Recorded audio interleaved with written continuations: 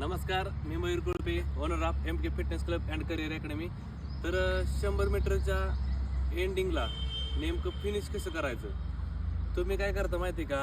तुम्हाला जर ही finishing line आहे, तुम्ही काय करता, ज्यावेळेस फिनिश तुम्हाला दिसेल, तुमचं टार्गेट एकच, ज्यावेळेस तुम्हाला दिसेल तिथनं स्लो स्लो करायचं. तुम्ही आधी स्लो करता, पण 100 मीटरला तुम्हाला माहिती आहे की मायक्रोवरती तुम्हाला मार्क्स आहेत. तर त्यासाठी तुम्ही काय केलं पाहिजे, तुमचं टार्गेट हे फिनिश लाईन न धरता ही पुढचं ठेवायचं. ज्यावेळेस तुम्ही पुढचं टार्गेट ठेवचाल त्या टायमाला जसं स्पीड आहे, तुम्ही हिथनं पण आहे तसं खेचत राहताल.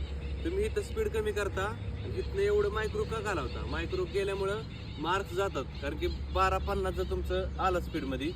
आणि जर शेवटला म्हणजे तुमचं टार्गेट आहे 12:50 पळण्याचं, जरी स्पीड असेल 12:50, तर शेवटला जर थोडंसं जर तुम्ही जोरात आला आणि इथं जर थोडंसं स्लो केलं तर एवढं मायक्रो काय असंच होतात.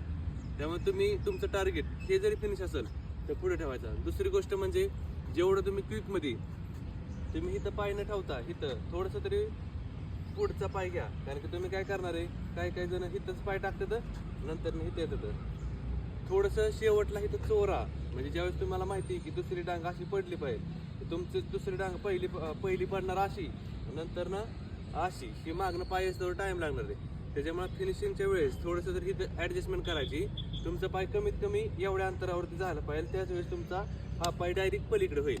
आणि चेसअपने किंवा कुठली गोष्ट जरी तुम्ही ती गेला तरी पण तुम्हाला चांगले मार्क्स पडतील. अशा टिप्ससाठी MK फिटनेस क्लबला अँड करिअर अकॅडमीला फॉलो करा. धन्यवाद.